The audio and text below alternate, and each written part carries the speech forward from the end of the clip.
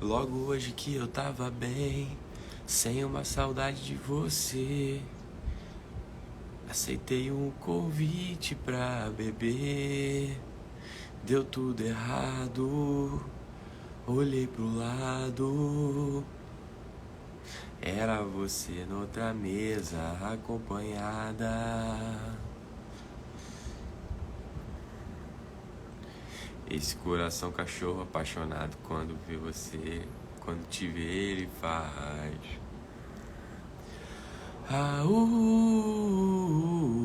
Late coração, cachorro, late coração. Late coração, cachorro, late coração. Late coração, cachorro, solta aquele uivão. E aí, rapaziada, tá começando um shot das 5 e 10. Nosso primeiro shot quaresmal. Sua dose diária de motivação, não motivação rasa, nem motivação de autoajuda, mas motivação verdadeira para você fortalecer sua vontade e poder fazer o que você quiser. Estudar, trabalhar, uivar, o que você quiser. Começar por acordar na hora. Tudo bem com vocês? Gente, olha só. Começou ontem a quaresma, né? E ontem numa caixinha me perguntavam o seguinte: Zé, tô muito nervosa, tem uma prova no final de semana. Que oração você me recomenda? Que oração você me recomenda? O que é pra eu fazer pra eu ficar mais calmo?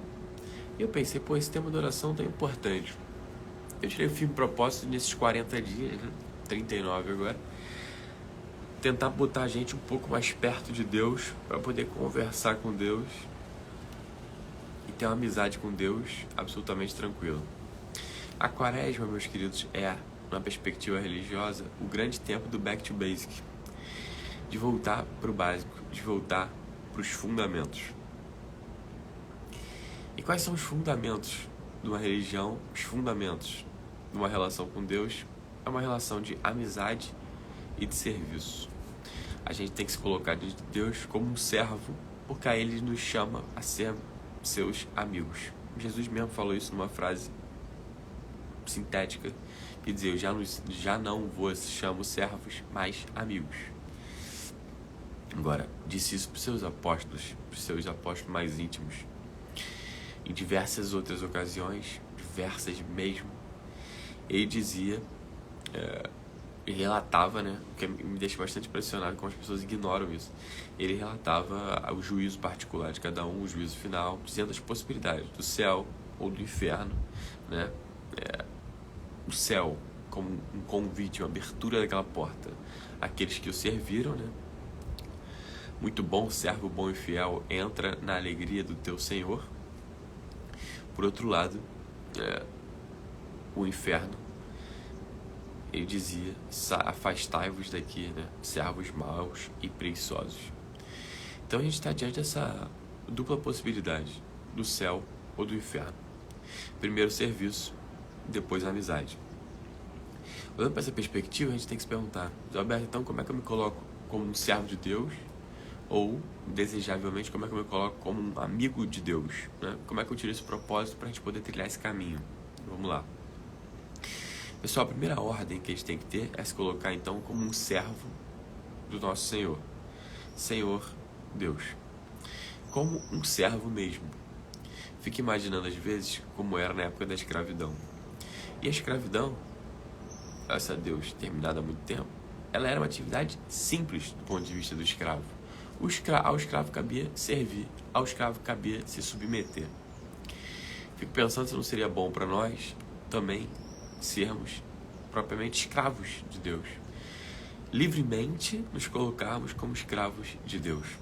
Nos submetendo a todos os seus pedidos, a todas as suas ordens, aquilo que Ele manda e quer. Por uma razão bastante simples, aquilo que Deus manda e quer é o que é bom pra gente. É uma perspectiva muito errada da religião, muito errada mesmo. Se você ainda enxerga assim, você está vendo de uma forma manca a religião. Olharmos apenas como se fosse um conjunto de proibições que um papa, que um padre, que um pastor ou que qualquer outra pessoa tenha sentado e definido algum dia. Quase que de uma forma masoquista, sádica, assim, deixa eu ver o que é bom nessa vida e deixa eu proibir as pessoas de fazerem isso livremente. Não, isso é uma forma muito porca e simplista, ignorante de ver a religião. Eu acho engraçado que vira e mexe, né, quando vem qualquer tema religioso e a pessoa se posiciona, né, a pessoa que naturalmente seja religiosa, do tipo contra o aborto, contra a liberação das drogas ou qualquer outro tema desse que desperta paixões, a pessoa já ouve assim um primeiro comentário sintetizando resolvendo toda a questão em um tweet para variar, que diz o seguinte: o Estado é laico. Meu jovem, é claro que o Estado é laico, mas o conjunto de definições, né, religiosas, o conjunto de certos e errados de uma religião é um conjunto moral. E o ser humano é um homem moral. Resta nos perguntar se esse conjunto de regras faz ou não, tem ou não razão, faz ou não sentido. A gente tem que olhar para isso não como se fosse uma regra que veio do além. Eu lembrava ontem que logo no Gênesis, quando Deus chama Adão e Eva, né, cria, né, e proíbe apenas comerem do fruto da árvore do conhecimento do bem e do mal, logo após o diabo vem tentar Eva e fala: olha só, é verdade que Deus não deixa vocês comerem nenhum dos frutos do paraíso? E ela dá uma resposta que é muito precisa, mas muitas vezes a gente ignora.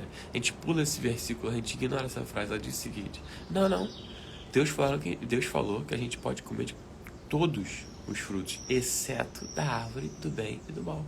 Repara, a gente às vezes foca apenas na árvore do bem e do mal, que como o único fruto que a gente não pode comer. Não deveria comer. Poder a gente pode tudo. Não é isso que é esperado de nós. Mas a gente ignora que existem todas as outras árvores, todos os outros frutos. É uma perspectiva muito absurda que a gente olhe para o conjunto de possibilidades da nossa vida e foque na religião como se fosse apenas um conjunto de proibições egoístas, uma grande cagação de regra, em bom português, porque não é isso. Isso não é uma religião. Então o primeiro ponto é entender o seguinte, que existe, obviamente, um conjunto de normas, um conjunto de acertos e erros que Deus predispõe e mastiga pra gente, que a doutrina da igreja, de uma religião qualquer, deve mastigar pra gente, apresentar um conjunto de certos e errados, e nesse conjunto de certos e errados a gente tem que olhar e se submeter. Isso é uma adesão religiosa. A religião é uma submissão a um conjunto de predicados morais. Existe uma lista do que a gente deve fazer. A gente tem que submeter a essa lista do que a gente tem que fazer. Isso é uma religião, qualquer que ela seja. Acontece que algumas listas fazem sentido, outras listas não fazem o menor sentido. E aí cabe-nos, se a gente tiver reta intenção de fazer o certo, de seguir a religião certa, cabe a gente olhar para isso e perguntar: faz sentido esse conjunto de regras? Isso aqui faz sentido? Ou isso aqui é um conjunto aleatório de regras? E é aí que a mim me convence a religião católica. Porque na religião católica todas as regras, todas são coerentes e fazem sentido. Me parece que se há coerência, se há sentido, isso vem sim de Deus, que é a pura verdade, a pura coerência, o puro sentido.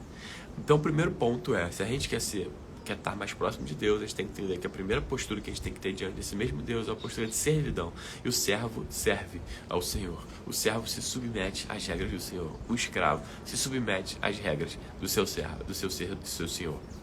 É assim que a gente tem que se colocar em primeiro lugar. Se a gente não realiza essa submissão, todo o resto da vida religiosa, como a própria questão da amizade, da conversa com Deus, da oração, das energias positivas, né? Que toscamente as pessoas ficam se mandando como se trabalhassem na Light, na CEMIC, ou sei lá o quê. Todo o resto disso sequer ecoa, sequer faz sentido, a energia não chega, meu jovem. Sabe por quê? Porque você não se colocou como servo, então não tem relação. Tem um descompasso do tamanho do mundo entre a gente, cada um de nós, a nossa irrelevância, e Deus Todo-Poderoso. Então quando Deus olha para nós e nos cria para sermos um servo bom e fiel, útil, engenhoso, servil, a gente tem que olhar e falar: cara, eu sou só o servo, brother, eu não sou o Senhor. Eu não criei o mundo, eu não crio nada, eu não crio as regras que eu crio são incoerentes, são loucas, a minha vida eu me meto em coisas confusas, eu não vivo em paz. Por quê? Porque eu sou só um servinho. Então quando eu tento comer da árvore do bem e do mal, quando eu tento definir o certo e o errado, eu tenho um problema relevante, eu tenho um problema real. Porque eu não sou um cara capaz de definir o certo e errado. Eu sou um cara capaz de me meter apenas em um monte de incoerências. É isso que a minha vida tem me mostrado. Então, por isso que eu devo não comer do fruto da árvore do bem e do mal, porque ali é para quem é o criterior da vida. E quem é que pode criar o critério da vida? Quem criou a vida? Quem criou o mundo? Quem sabe como a coisa funciona? Eu fico imaginando os mais histéricos contra isso. Se quando compram uma churrasqueira a gás, se eles seguem as instruções ou não do fornecedor. Se quando compram um rímel, se segue ou não o passo a passo para se hackear. Se quando compram um carro, se eles dirigem na terra ou vocês falam, não, acho que esse carro pode sim andar no mar, e jogam o carro no mar. É engraçado achar que as pessoas têm em todos os campos técnicos mais rasos, mais primários, elas se submetem. Se submetem. E nos campos morais, os campos mais delicados, os campos menos óbvios, os campos nos quais a humanidade bate cabeça desde sempre, elas acham que não, tá de boa aqui. Aqui eu vou criar minhas próprias regras e vai dar tudo certo. É só ter pensamento positivo. É muito bizarro isso. Então a gente precisa entender perfeitamente que a religião não é um conjunto de proibições, é um manual de instruções para a nossa vida.